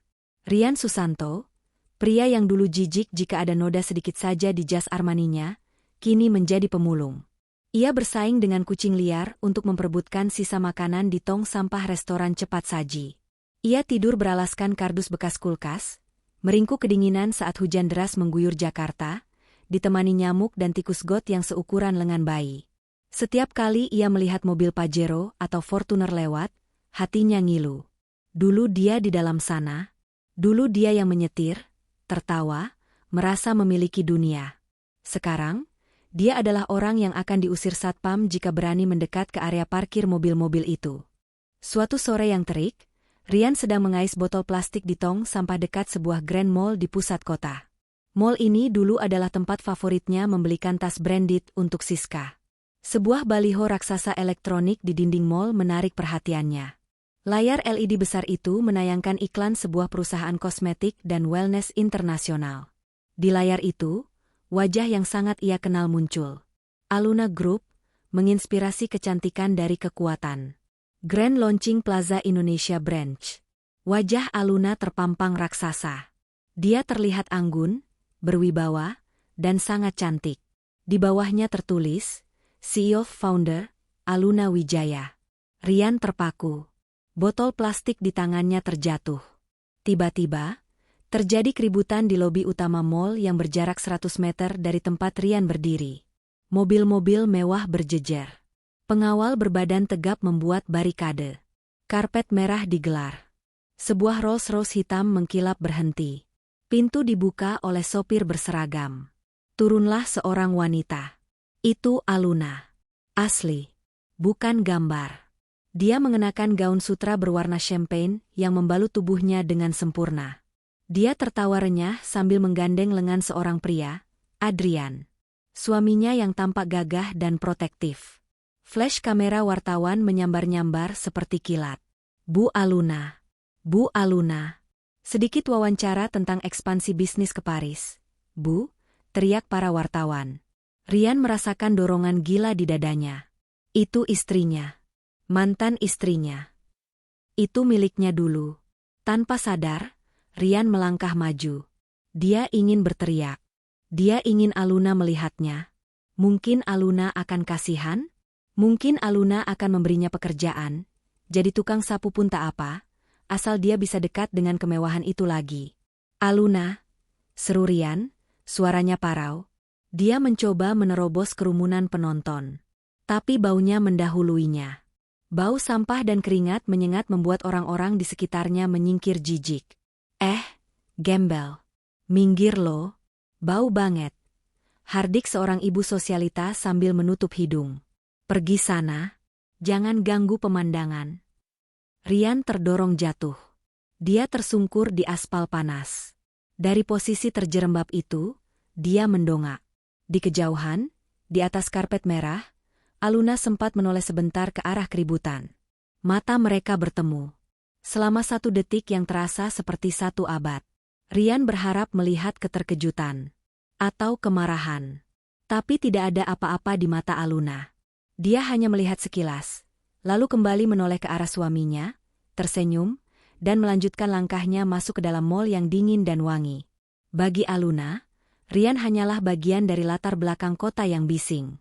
Sama seperti tiang listrik, sama seperti tong sampah, sama seperti debu. Tidak penting. Tidak dikenali. Rian merasakan air mata panas meleleh di pipinya yang kotor, membuat jalur sungai kecil di antara debu wajahnya. Papa. Suara teriakan anak kecil mengalihkan perhatian Rian. Di belakang rombongan Aluna, ada sepasang suami istri lain yang berjalan. Mereka menggandeng seorang anak laki-laki berusia sekitar 5 tahun. Anak itu tampan, berkulit bersih, mengenakan jas anak-anak yang rapi dan sepatu mengkilap. Anak itu berlari kecil mengejar Adrian dan Aluna. Tante Luna. Om Adrian. Tunggu Dava. Jantung Rian berhenti berdetak. Dava. Itu anaknya. Itu darah dagingnya. Bayi merah yang dulu dia tinggalkan di kontrakan kumuh, yang dia gendong lari hujan-hujanan, yang hampir mati karena dia tidak mampu beli susu. Sekarang anak itu tumbuh sehat, tinggi, dan ceria. Adrian berbalik, merentangkan tangan. Dava melompat ke pelukan Adrian. Adrian menggendongnya tinggi-tinggi, mencium pipinya. Aluna mengelus kepala anak itu dengan sayang. Lalu orang tua angkat Dava, pasangan suami istri dokter itu, tersenyum melihat keakraban mereka. Ayo, jagoan. Kita makan es krim di dalam, kata Adrian. Hore. Sayang Om Adrian. Sayang Papa Dokter. Seru Dava riang. Mereka semua masuk ke dalam pintu putar mall. Pintu kaca itu berputar, memisahkan dunia surga ber-AC di dalam sana dengan dunia neraka yang panas di luar sini. Rian masih terkapar di aspal. Dia melihat anaknya sendiri, memanggil pria lain dengan sebutan sayang. Dia melihat anaknya tumbuh tanpa tahu bahwa ayah kandungnya sedang mengais sampah di depan gedung tempat dia makan es krim. Rian ingin meraung, tapi suaranya hilang. Seorang satpam mall datang, membawa pentungan. Pemulung. Pergi dari sini. Jangan ngotorin area VIP. Sana. Satpam itu menendang karung goni Rian. Dengan sisa tenaga dan harga diri yang sudah minus, Rian merangkak bangun. Dia memungut karungnya. Dia menundukkan kepala, menyembunyikan wajahnya yang menangis. Dia berjalan menyeret kakinya, menjauh dari cahaya kemewahan, kembali ke lorong gelap di bawah jembatan layang. Di sana, Di kegelapan itu, Rian akhirnya menyadari hukuman terberatnya. Bukan penjara 5 tahun. Bukan kemiskinan. Hukuman terberatnya adalah hidup. Hidup untuk melihat kebahagiaan orang-orang yang dia sakiti, sementara dia sendiri membusuk dalam penyesalan yang tidak akan pernah ada ujungnya. Langit Jakarta perlahan berubah jingga, lalu gelap. Dan Rian hanyalah satu titik noda yang ditelan oleh malam. 17 tahun kemudian. Waktu adalah hakim yang paling adil sekaligus paling kejam. Bagi Aluna, waktu adalah sahabat yang memberinya kerutan-kerutan anggun di wajah, menandakan kebijaksanaan dan kejayaan kerajaan bisnisnya yang kini merambah Asia. Bagi Dava, waktu adalah pupuk yang menumbuhkannya menjadi pemuda gagah, cerdas, dan berhati emas. Namun bagi Rian, waktu adalah penyiksa yang lambat. Di usia yang seharusnya baru menginjak akhir 50-an, Rian terlihat seperti kakek renta berusia 80 tahun. Punggungnya bungkuk permanen akibat belasan tahun memanggul beban berat. Rambutnya memutih kusam, jarang dicuci. Kulitnya terbakar matahari, legam dan keriput seperti kulit kayu tua. Batu kering yang tak kunjung sembuh menjadi musik pengantar tidurnya setiap malam di bedeng kardus di bantaran Kali Ciliwung. Orang-orang di lingkungan kumuh itu memanggilnya Pak Yan. Sosok pendiam yang tidak pernah mengemis, hanya memulung, dan selalu menatap kosong ke arah gedung-gedung pencakar langit di kejauhan. Siang itu, matahari Jakarta membakar aspal. Di sebuah kawasan lampu merah di Jakarta Selatan, Rian sedang beristirahat di bawah pohon angsana, menata botol-botol plastik hasil tangkapannya hari ini. Sebuah mobil sedan sport merah menyala berhenti di lampu merah. Mesinnya menderu halus, memancarkan aura kekayaan yang menyilaukan. Rian tidak menoleh. Dia sudah mati rasa terhadap kemewahan. Baginya, botol air mineral kosong lebih berharga daripada mobil sport itu karena bisa ditukar dengan nasi bungkus. Namun, kejadian tak terduga terjadi. Seorang penjual tisu jalanan, anak kecil berusia sekitar 7 tahun, tersandung saat berlari menyeberang jalan. Tubuh kecilnya jatuh tepat di depan mobil sport itu saat lampu lalu lintas berubah hijau. "Awas!" teriak Rian serak. Naluri purbanya muncul. Rian melempar karung goninya dan melompat ke jalan. Bukan untuk menyelamatkan anak itu, karena jaraknya terlalu jauh, tapi untuk memberi sinyal pada pengemudi mobil. Cheat! Mobil sport itu mengerem mendadak. Berhenti hanya beberapa sentimeter dari wajah si anak kecil yang menangis ketakutan. Pintu pengemudi terbuka. Seorang pemuda tinggi, berkulit bersih, dengan setelan kemeja kasual yang rapi, melompat keluar dengan wajah panik. "Dek, kamu nggak apa-apa?" tanya pemuda itu. Suaranya berat, berwibawa, namun penuh kelembutan. Dia berlutut, membantu anak penjual tisu itu berdiri dan memeriksa lututnya yang lecet. Rian terpaku di pinggir trotoar. Napasnya tercekat. Wajah itu, hidung mancung itu, mata itu adalah wajahnya sendiri saat muda dulu. Tapi versi yang lebih baik. Versi yang tidak ternoda oleh keserakahan. Itu Dava. 17 tahun berlalu sejak Rian melihatnya di mall. Kini bayi itu telah menjadi pria dewasa. Dava tumbuh menjadi sosok yang sempurna. Persis seperti doa Rian di malam-malam penyesalannya. Saya nggak apa-apa, Kak," isa anak kecil itu. Dava menghela napas lega. Dia merogoh dompetnya, mengeluarkan beberapa lembar uang berwarna merah, 100 ribuan. "Ini buat obat ya. Lain kali hati-hati. Jangan lari-lari di jalan." Dia tidak marah. Dia tidak memaki. Dia justru memberi. Rian merasakan dadanya sesak. "Itu anakku, darah dagingku," dia tumbuh menjadi pria yang baik. Dava berdiri, hendak kembali ke mobilnya. Namun, matanya menangkap sosok Rian yang berdiri mematung di pinggir jalan dengan napas terengah-engah. Dava melihat karung goni yang terlempar di aspal. Dava tersenyum. Senyum yang tulus. Dia berjalan mendekati Rian. Rian ingin lari. Dia malu.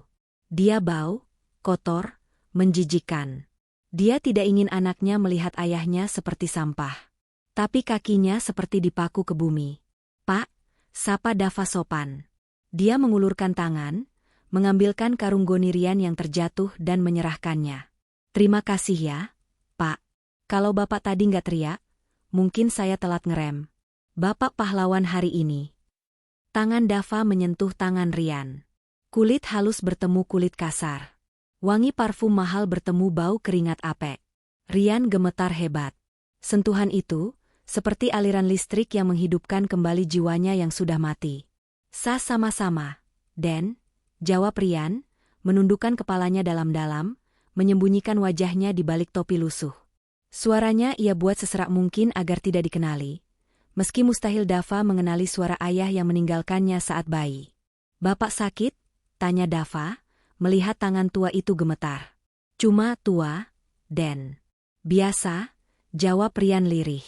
Dava menatap Iba. Pemuda ini, yang dibesarkan oleh keluarga dokter dan dididik oleh Aluna, tante angkatnya, memiliki jiwa sosial yang tinggi. Dia tidak jijik. "Pak, ini kartu nama saya." Dava menyodorkan sebuah kartu nama elegan berwarna hitam emas. "Saya Dava. Saya punya yayasan sosial yang bantu lansia. Kalau Bapak butuh cek kesehatan atau makanan, datang saja ke alamat ini," bilang teman saya. Rian menerima kartu itu dengan tangan gemetar. Tertulis di sana, Dava Wijaya, founder of Harapan Bangsa Foundation. Wijaya. Dia menggunakan nama belakang keluarga pembeli rumah Rian dulu. Dia benar-benar sudah menjadi milik orang lain. "Terima kasih, Den Dava," ucap Rian.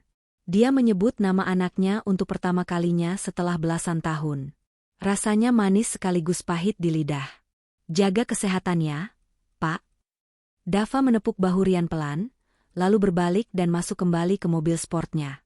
Mobil itu melaju pergi, meninggalkan Rian yang masih berdiri memegang kartu nama itu seperti memegang berlian.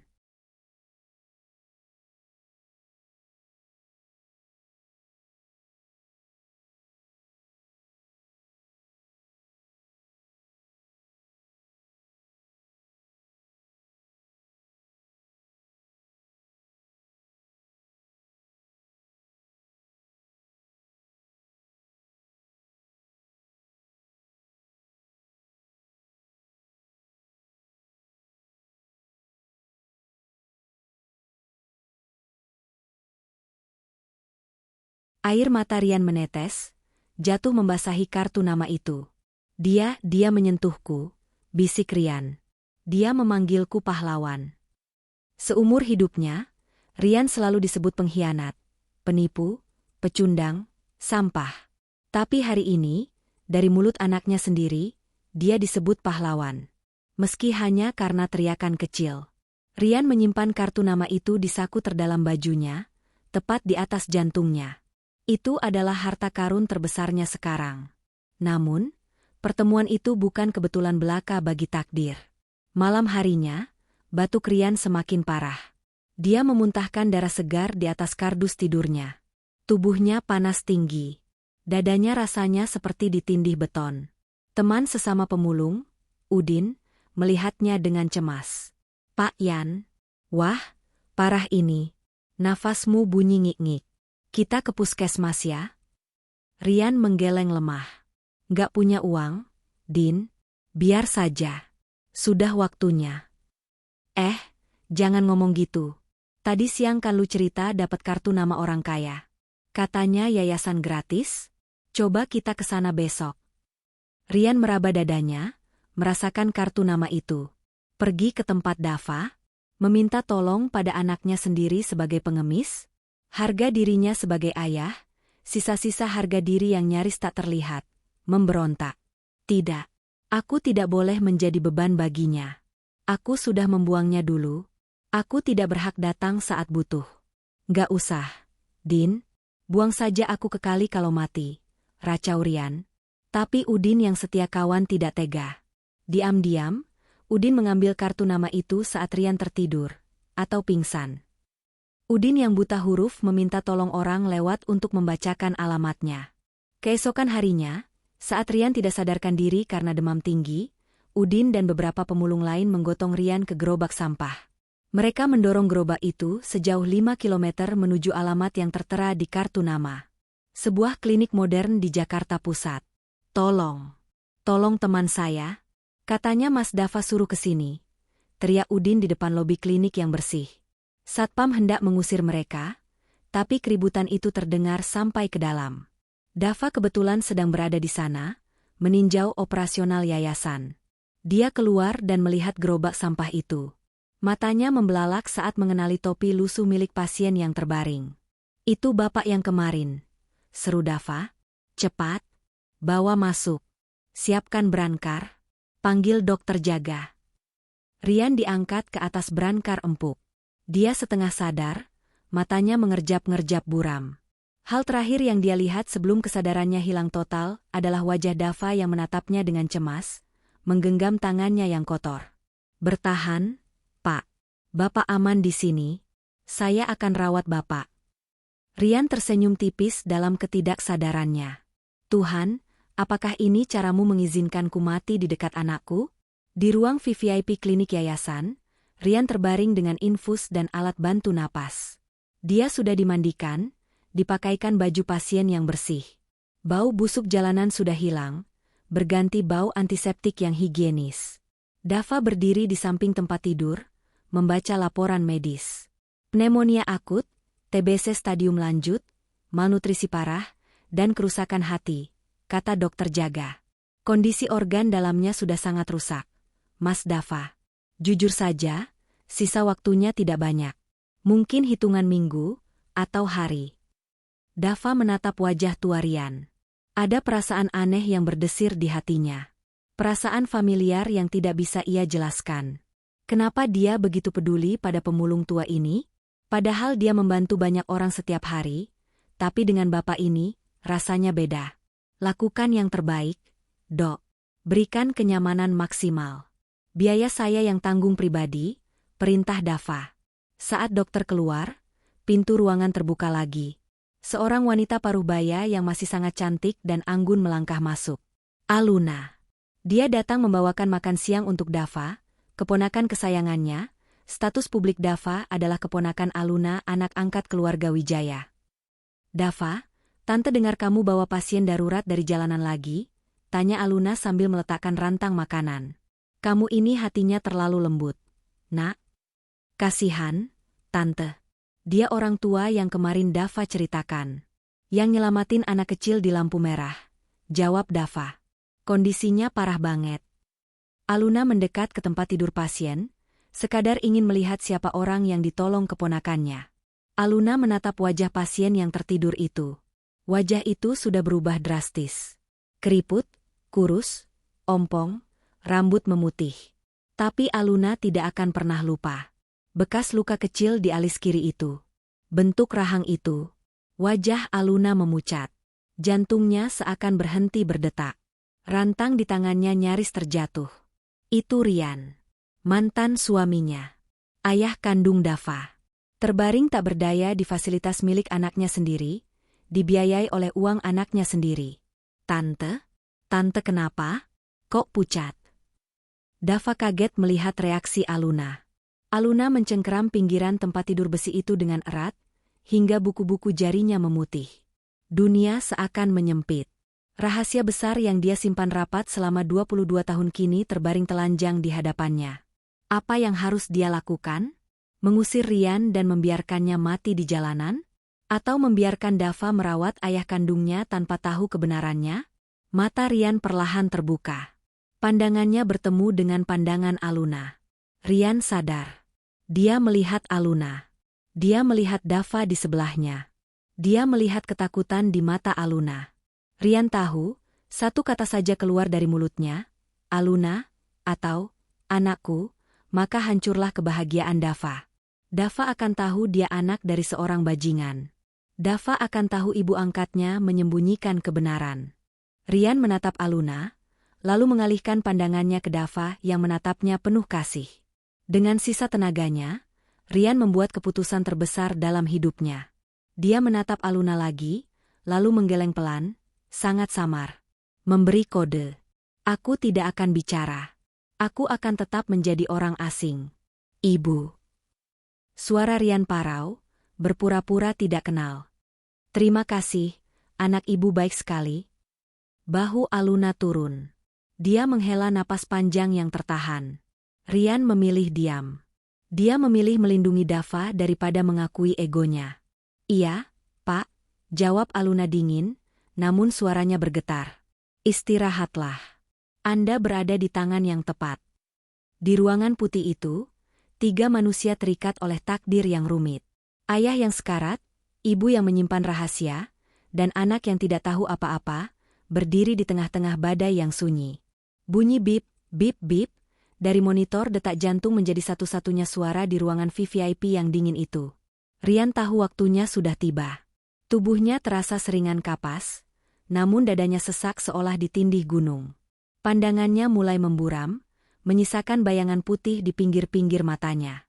Di samping tempat tidur, Dava duduk menunduk.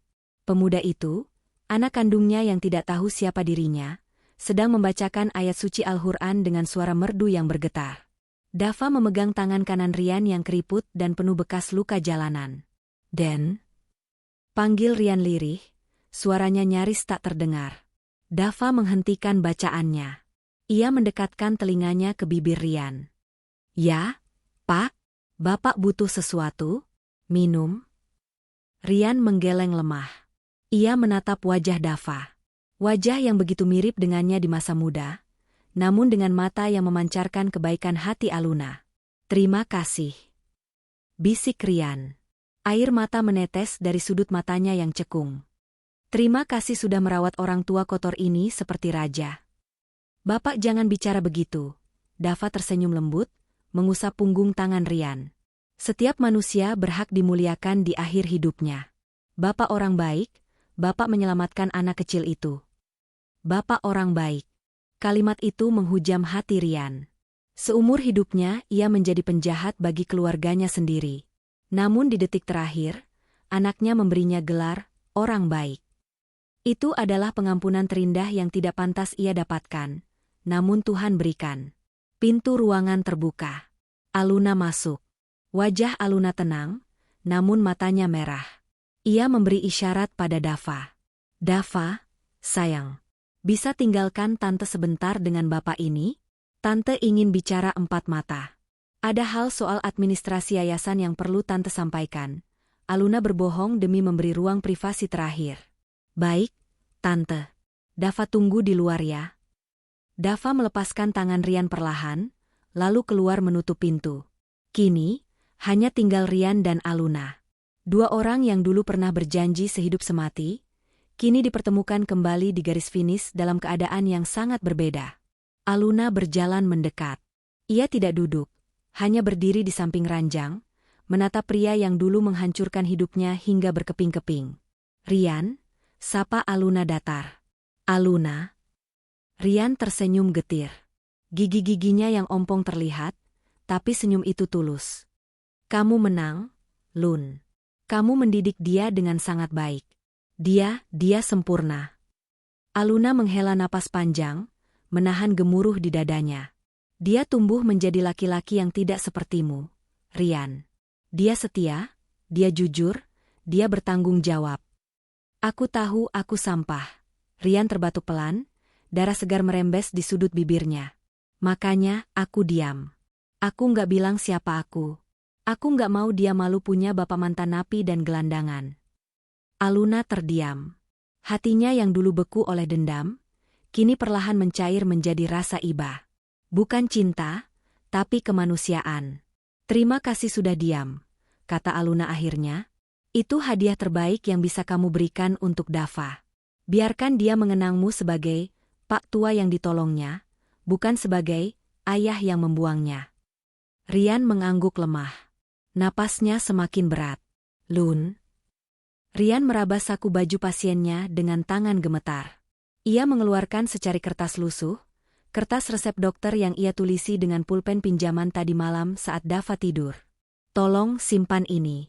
Jangan kasih ke Dava sekarang.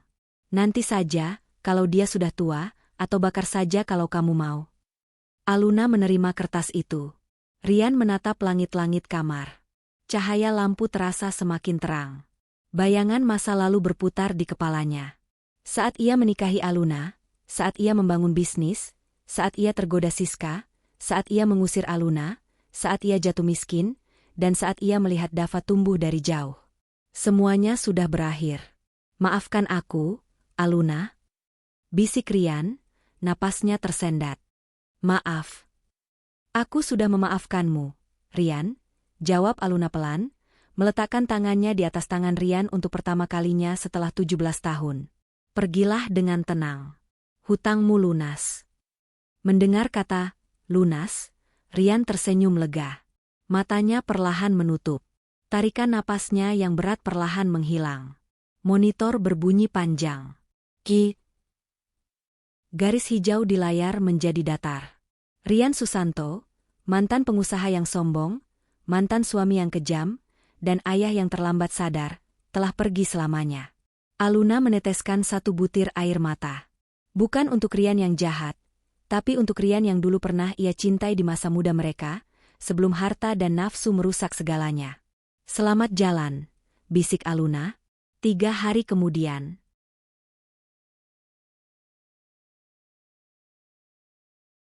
Pemakaman itu sepi. Hanya ada gundukan tanah merah yang masih basah dengan nisan kayu sederhana bertuliskan, Rian, 48 tahun. Tidak ada nama keluarga. Tidak ada gelar. Dava menaburkan bunga di atas makam itu. Ia baru saja selesai mendoakan jenazah pria yang ia kira orang asing itu. Kasihannya, Tante, kata Dava pada Aluna yang berdiri di sampingnya dengan kacamata hitam. Sampai meninggal pun, keluarganya nggak ada yang datang. Kita bahkan nggak tahu nama lengkapnya. Aluna memandang nisan itu. Ia tahu segalanya, tapi ia memilih mengunci rapat mulutnya. Mungkin dia memang memilih untuk pergi sendiri. Dava, jawab Aluna. Terkadang, masa lalu seseorang terlalu berat untuk dibagi. Mereka berjalan meninggalkan area pemakaman umum itu, menuju mobil mewah yang menunggu. Di dalam mobil, saat Dava menyetir, Aluna membuka tasnya. Ia mengambil kertas lusuh yang diberikan Rian sebelum meninggal. Aluna membacanya dalam hati. Untuk Dava, Bapak bukan orang pintar nulis. Bapak cuma mau bilang satu hal. Di dunia ini, harta bisa hilang dalam semalam. Jabatan bisa dicabut kapan saja. Teman pesta akan lari saat kamu susah. Cuma satu yang abadi, wanita yang tulus mencintaimu saat kamu nol. Jangan pernah sakiti istrimu kelak. Jangan pernah telantarkan anakmu. Jangan jadi bodoh seperti Bapak. Terima kasih sudah kasih Bapak tumpangan tidur yang empuk di akhir hidup Bapak. Kamu anak baik. Bapak sayang kamu. Si pemulung. Tangan Aluna gemetar. Surat itu sederhana, tapi menyimpulkan seluruh penyesalan hidup Rian. Tante baca apa? Tanya Dava melirik sekilas. Aluna terdiam sejenak. Ia melihat Dava yang tersenyum cerah, menatap masa depan yang gemilang. Dava yang bahagia. Dava yang bangga pada orang tuanya, Aluna dan Adrian. Aluna meremas kertas itu pelan. Bukan apa-apa, Nak. Cuma catatan tagihan lama yang sudah lunas, jawab Aluna. Ia menurunkan kaca jendela mobil. Angin sore berhembus kencang. Aluna merobek kertas itu menjadi potongan-potongan kecil, lalu melepaskannya ke udara. Potongan kertas itu terbang terbawa angin, berhamburan di jalanan Jakarta, menyatu dengan debu, sama seperti Rian yang kini telah kembali menjadi debu. Rahasia itu terbang bersama angin. Dendam itu terkubur bersama tanah. Dan kehidupan terus berjalan bagi mereka yang bertahan. Aluna tersenyum, menatap jalan lurus di depan. Ia telah melewati neraka, dan kini, ia benar-benar berada di surga yang ia ciptakan sendiri.